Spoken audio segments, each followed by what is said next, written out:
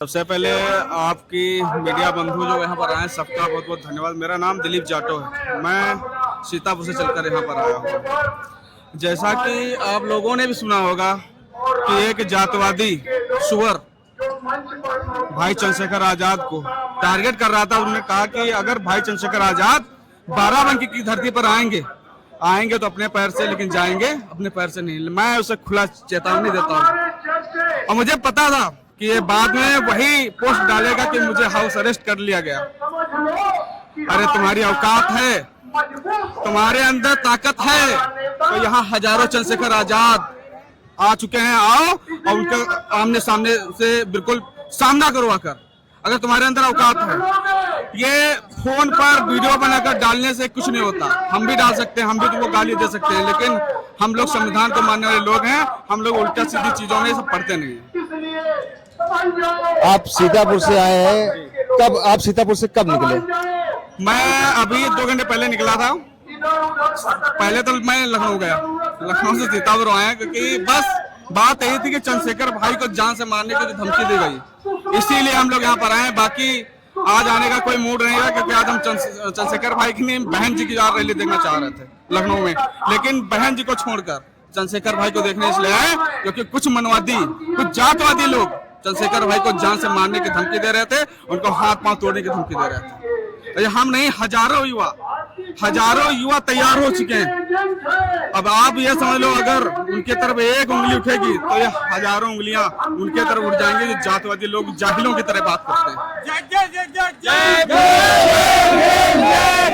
नहीं, ये बदलाव तो आप देख ही रहे हैं, आप ये बदलाव देख रहे हैं। बाकी जो ये जातवादी लोग जिसको आप बता रहे हैं फेम पाने के लिए, ये सत्य बात है।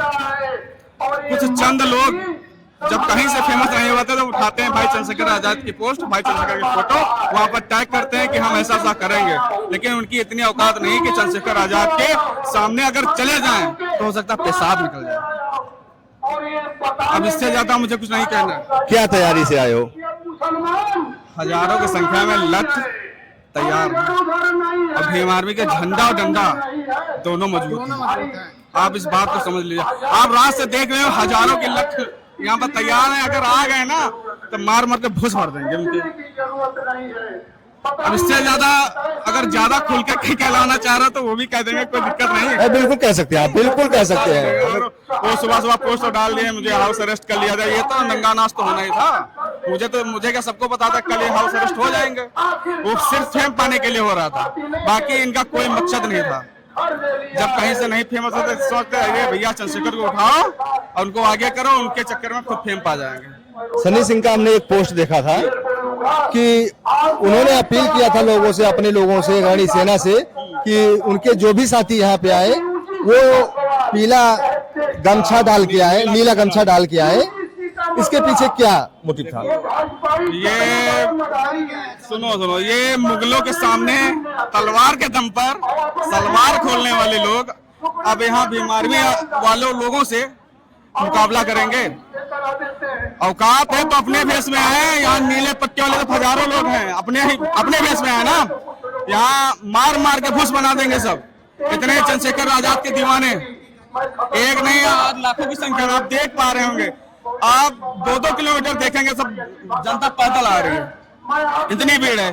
और ये अभिनव सिंह जो हैं, हम तो ये कहते हैं अपनी राजनीति करो, फालतू में किसी से पंगा न लो। उसी में अभिनव सिंह के अंदर इतनी दम थी कि यहाँ भाई को जो है टारगेट किया था, तो हिम्मत हो तो आए यहाँ पर। और मेरे भाई, मैं आपसे कहता हूँ, आपके माध्यम से कहता हूँ कि आप जो है इस मूवमेंट को मानने वाले, सम्राट अशोक को मानने वाले वंशज हैं, जिन्होंने तलवार उठाई तो पूरे भारत को लाल कर दिया और तलवार रखी तो शांति का पूरे भारत में परचम लहरा दिया। जिनकी वजह से बुद्धिज्म हमको मिला है और हम बुद्ध को मानने वाले लोग हैं, युद्ध को नहीं। हम युद्ध को पहले चेतावनी नहीं देते हैं, लेकिन अगर कोई करता है तो उसे हम छोड़ते भी नहीं है। कहते हो तो भीमा कोरेगांव को याद कर ले। 1 जनवरी 1818 को 500 महारों ने 28,000 पेशवा को धूल जटा दिया था और यहाँ तो 50,000 आदमी हैं। क्या करेंगे वो 1% जब यहाँ पे 85% इकट्ठा है। ऐसे काट के हटाओ। एक व्यक्ति के हाथ में झंडा और डंडा है। जितना आत्मरक्षा के लिए हो सकता है हम लोग करके आए हैं, जितना आत्मरक्षा के लिए हम लोगों को हो सकता है उतना हम प्रयास करके आए हैं। अगर कोई आएगा तो वो ऐसे हाथ से खाली नहीं जाएगा, मिलेगा उसको जरूर। और हम कुल अगर वो आए ही नहीं, इसीलिए उनको डर लगता है, इसलिए नहीं आएंगे क्योंकि जानते हैं बच्चा बच्चा मारेगा, इसीलिए नहीं आए वो। आता है कुत्तों को भौंकने से शेर काबू में नहीं आता है। जब शेर निकलता है घर से बाहर तो उसके पीछे जितने भी लोग रहते हैं उन्हीं के लिए आए हैं, बस उन्हीं को सुधारने के लिए आए। हम लोग बस में 30 डंडे लेके आए हैं, प्लस और भी सामान ला, अगर मिल जाए तो उनको यहीं पे हम लिटा दे, वो खुद नहीं जा पाएंगे घर। उन्हीं के लिए हम लोग आए हैं, बस इतनी दूर से आए, इसी के लिए आए हैं, बस उन्हीं को ढूंढ रहे। 11 बजे से कहीं मिल नहीं रहे। बोलने से कुछ नहीं होता, सामने आना चाहिए। बोलने से तो कुछ नहीं होगा, सामने भी आइए। अगर मुकाबला करने का दम है तो आइए, बोलने से कुछ नहीं होगा। जब मिनिस्टर पे आके मिलिए फिर बताएंगे क्या होता है, कौन जाएगा कौन आएगा वो हम दिखाएंगे। कितनी तैयारी से आए हो? बिल्कुल फुल तैयारी से, अगर मिल जाए ना तो फिर समझ लीजिए बस आगे कुछ बोले। ये जो कैमरा में आप मुझे कैद कर पा रहे हैं, आप कहीं अभिनव सिंह के डर से डिलीट ना करते वीडियो को। ये बात भी जो है मैं आपसे आशंका महसूस करूंगा, क्योंकि पता चले कि आपने चैनल पे चला दिया तो मैंने तो अभिनव सिंह के पिछवाड़े पे डंडा मारने के लिए कह दिया था, तो पता लगे आपको डर लग जाए। क्योंकि ये जो नीला गमछा ये डाल रहे हैं, इनसे पूछिए, ये जो नीला गमछा है ये नीला गमछा नहीं है, कफन है। जब घर से निकलते तो कहते हुए जाते हैं कि माँ मेरा फिक्र मत करिएगा, आपका लड़का आएगा कि नहीं आएगा। इतनी दर्द और इतनी पीड़ा हम समाज के लोगों के अंदर है। ना जाने कितने दुश्मन हमारे यहाँ तैयार हो रहे हैं, ना जाने क्या पता अभी अभिनव सिंह के द्वारा भेजे गए हों। और हमारी बात सुनिए और हमारा पीछा कर लीजिए, ना जाने कब एक्सीडेंट मेरा कर दीजिए, ना जाने मैं कब मर जाऊं। तो ये जो समाज में आप मुझे देख रहे हैं, ये नीला गमछा नहीं है, नीला कफन है। और इस नाते से मैं आपसे मैं एडवोकेट अजय कुमार आनंद, जिला प्रभारी लखनऊ, और यहाँ पे पूरी टीम के साथ मैं आया हूँ। आज समाज पार्टी के आज जो कार्यक्रम रखा गया है माननीय कांशीराम साहब की जयंती के अवसर पे, एक आज महा रैली होने वाली है जो है वो आपके सामने दिख रहा है। हाँ, अब ये तो हम अगर बता दें, अगर हमारे समाज से अगर कोई कहता ऐसा कोई शब्द बोलता तो शायद पुलिस वाले जो है उसको रात में उठा ले जाते। लेकिन अगर देखा जाए तो ये सरकार के सह पे हो रहा काम और सरकार के इशारे पे जो हो रहा नहीं, इतने समय वो जो है बहाने बैठे होते हैं। ये पब्लिसिटी के लिए जो काम कर रहे हैं ना, ये जो तरीका है ना वो गलत तरीका है। समाज में विघटन पैदा करने का काम कर रहे हैं, समाज को बगलाने का काम कर रहे हैं। ऐसा काम उनको नहीं करना चाहिए, क्योंकि उनका सिंहासन हिल रहा है। उनकी जो मानसिकता है, मनवादी सामंतवादी जो मानसिकता है, वो साफ साफ झलक रही है सब। मानवर कांशीराम साहब ने कहा था कि मैं अपने नाम से कभी संपत्ति नहीं रखूंगा। और मैं बात कहता हूं आपके चैनल के माध्यम से, मानवर कांशीराम साहब ने एक बात कही थी कि मैं कभी घर नहीं जाऊंगा। इतने दृढ़ निश्चयी थे बहुजन नायक मानवर कांशीराम साहब। जितना कहते थे उतना करते थे। मानवर कांशीराम साहब 1992 में अपने गांव होशियारपुर से 10 किलोमीटर की दूरी पर कार्यक्रम चल रहा था बहुजन समाज पार्टी का। वहां पर मानवर कांशीराम साहब को पता चला कि उनका पिता खत्म हो गया है, मुखाग्नि देने के लिए बेटा आ जाएगा। शाम को 5 बजे तक लाश पड़ी रही उनके पिता की, लेकिन मानवर कांशीराम साहब अपने पिताजी को मुखाग्नि देने के लिए नहीं गए। उनकी बहन मर गई अचानक, मुखाग्नि देने के लिए बहन की मैयत में शामिल नहीं हुए। वो मानवर कांशीराम साहब, जब आप जाएंगे उनके घर पे, आज भी उनके घर पे टाइल नहीं लगा है, आज भी उनके घर पे अच्छा मकान नहीं बना है।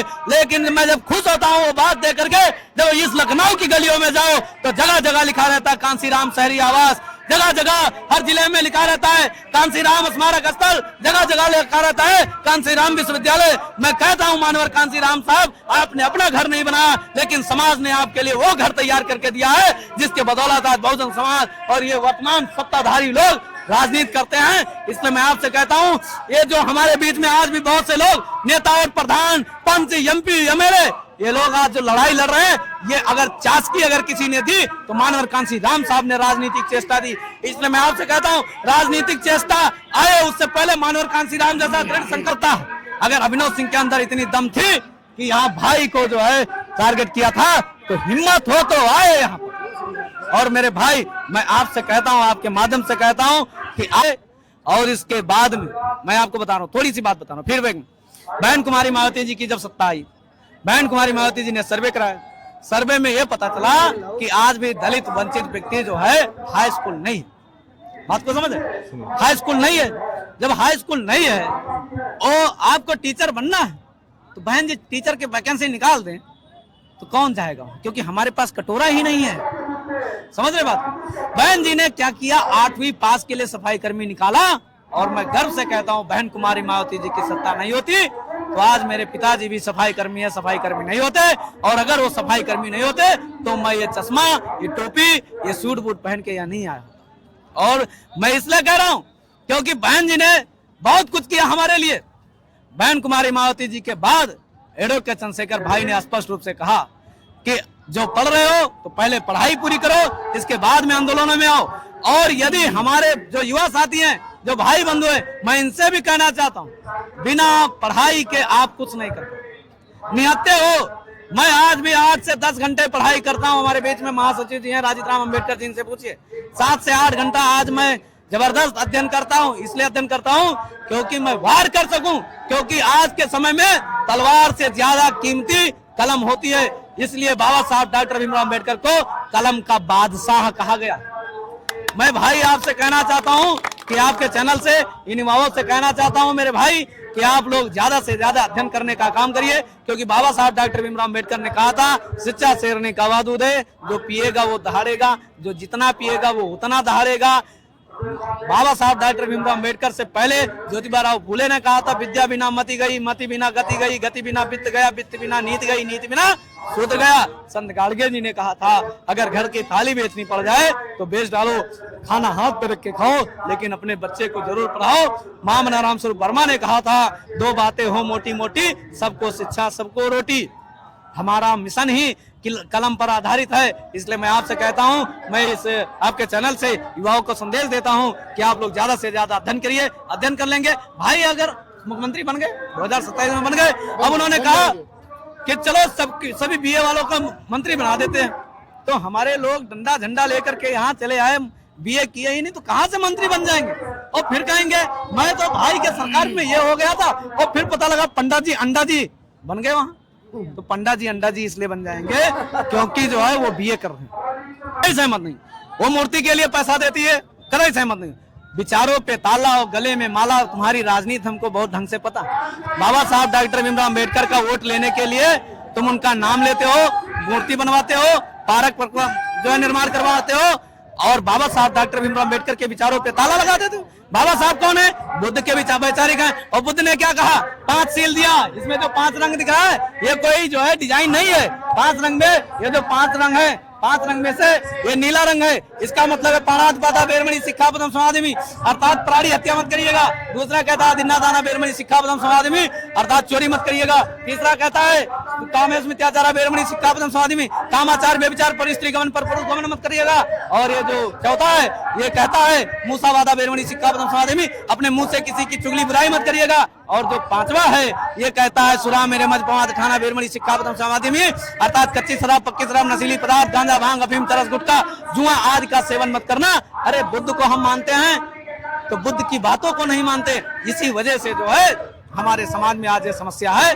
जब हम बुद्ध को बजाय बुद्ध की बातों को मानेंगे, अंबेडकर के बजाय अंबेडकर की बातों को मानेंगे, तो ये जो देश है, ये बहुजन समाज एक दिन इस देश में अपनी सत्ता खड़ा करने का काम करेगा।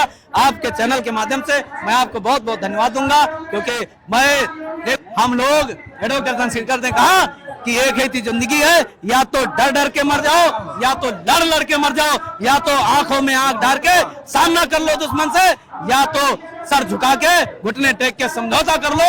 और मैं आपसे एक बात और कहता हूं कि कुत्तों का कभी इतिहास नहीं होता। कोई भी कुत्ता हो, कोई नहीं कहता बड़ा वफादार कुत्ता था, पीला कुत्ता था, काला कुत्ता था, चापलूसों को काटता था, कोई नहीं कहता। इतिहास में अगर कोई नाम होता तो वो केवल और केवल शहीदों का नाम होता, क्रांतिकारियों का नाम होता। अरे लड़ने गया जब मैं जंग में, तो मैं डर के मारे इसलिए भाग गया क्योंकि पता चला कहीं मुझे मौत ना आ जाए।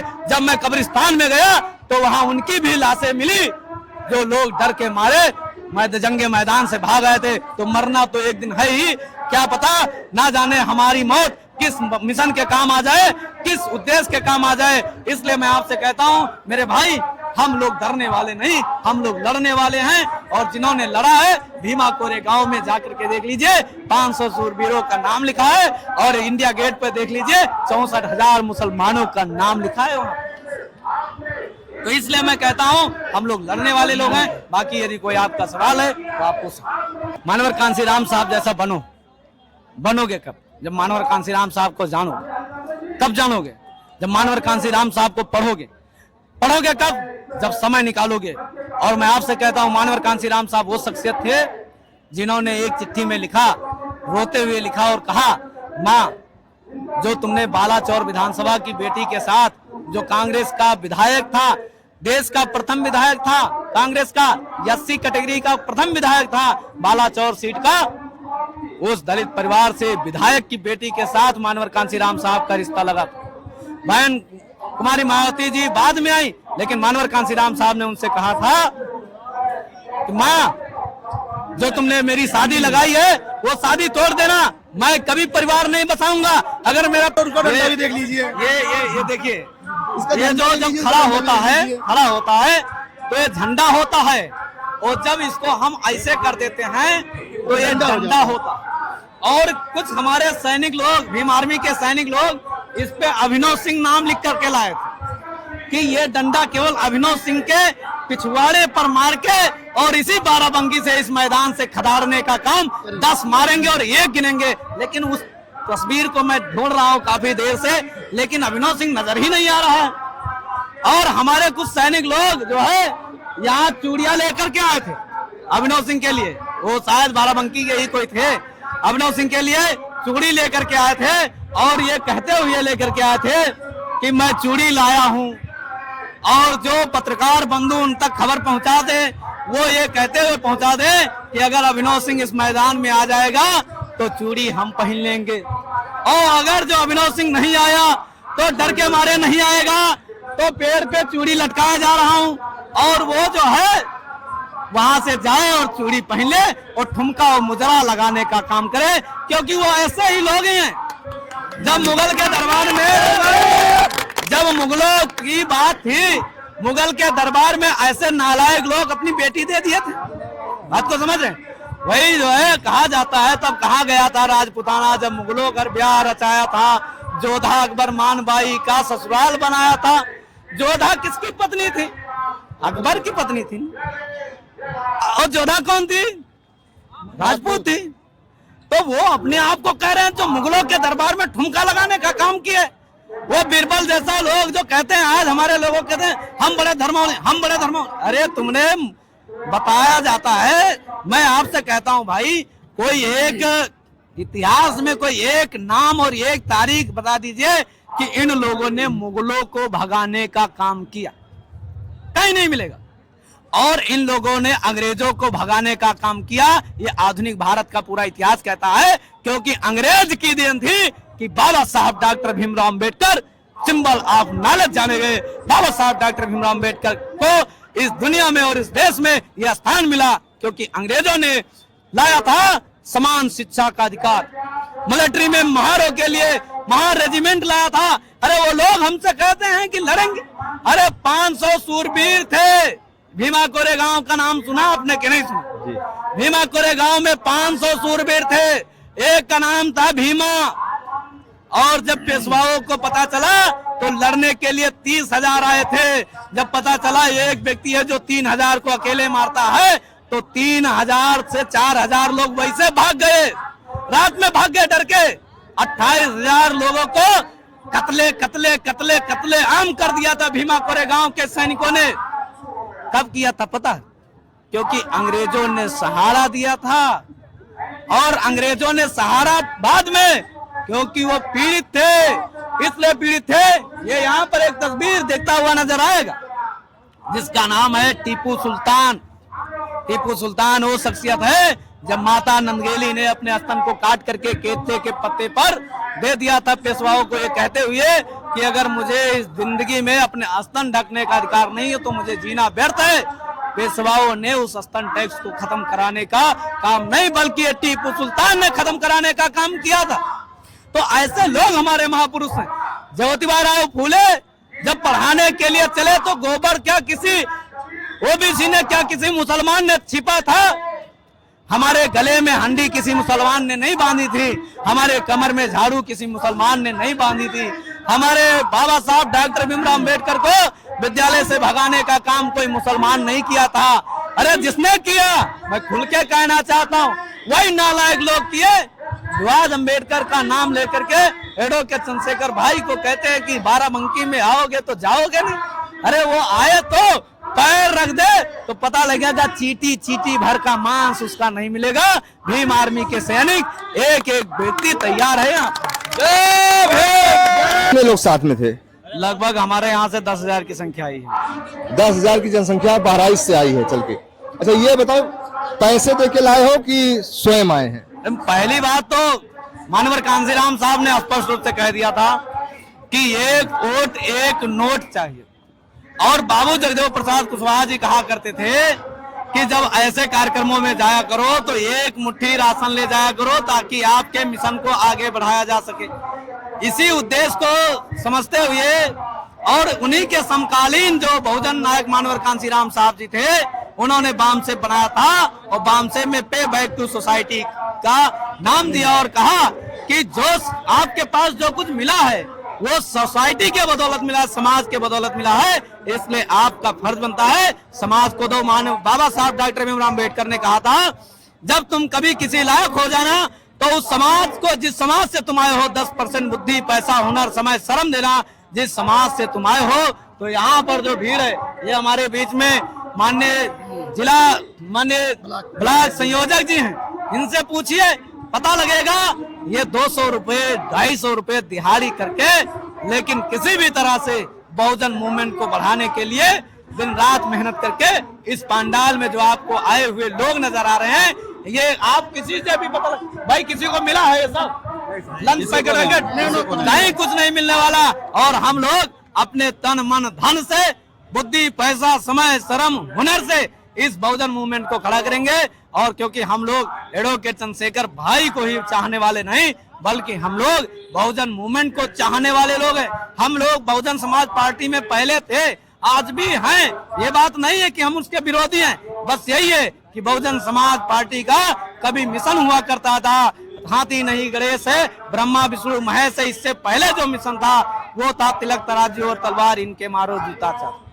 उनका जो पहले मिशन था चरणतम चारामि विक्वे बहुजन हिताय बहुजन सुखाय, और उसके बाद में बाबा साहब डॉक्टर भीमराव अम्बेडकर के मिशन पर चलने वाला जो मिशन था, और बाबा साहब डॉक्टर भीमराव अम्बेडकर ने 14 अक्टूबर 1956 में ये कहा था कि मैं ब्रह्मा विष्णु महेश को कभी भगवान नहीं मानूंगा। वही मिशन के लोग जब ये नारा दे दिए हाथी नहीं गणेश है, ब्रह्मा विष्णु महेश, तो मिशन से कहीं ना कहीं थोड़ा सा अलगाव होता जब नजर आया। तो एडवोकेट चंद्रशेखर भाई के जो हम लोग सिपाही हैं, ये हम लोग तब तक सिपाही हैं जब तक एडवोकेट चंद्रशेखर भाई बहुजन समाज के और एडवोकेट चंद्रशेखर भाई के साथ में विनय रतन जी जब तक बहुजन समाज बाबा साहब डॉक्टर भीमराव अम्बेडकर तथागत बुद्ध जैसे लोगों की विचारधारा को लेकर चलते हैं, तब तक हम उनके साथ हैं। अगर वो जिस दिन इस विचारधारा से भटक जाएंगे, उस दिन हम तन मन धन देकर के किसी दूसरा नेता को तैयार करेंगे और आजाद समाज पार्टी जैसी नई पार्टी फिर खड़ी करेंगे। क्योंकि हम लोग व्यक्ति विशेष के गुलाम नहीं, व्यक्ति विशेष को चाहने वाले नहीं हैं, हम लोग विचारधारा के लोग हैं। और आज अगर वास्तव में खुल करके बाबू जगदेव प्रसाद कुशवाहा, जननायक कर्पूरी ठाकुर और मामना राम स्वरूप वर्मा, मानवर कांसीराम साहब जैसा यदि कोई आज के समय में शख्सियत अगर कोई नजर आ रहा है, तो वो केवल और केवल नगीना का सांसद, लोकप्रिय सांसद, बहुजनों का हृदय सम्राट एडवोकेट चंद्रशेखर भाई हैं। और हम लोगों ने ठाना है कि 2027 में एडवोकेट चंद्रशेखर भाई को पूर्ण बहुमत से इस उत्तर प्रदेश में अपनी सत्ता खड़ी करा करके और आजाद समाज पार्टी की सरकार और भाई एडवोकेट चंद्रशेखर को मुख्यमंत्री बनाने का काम हम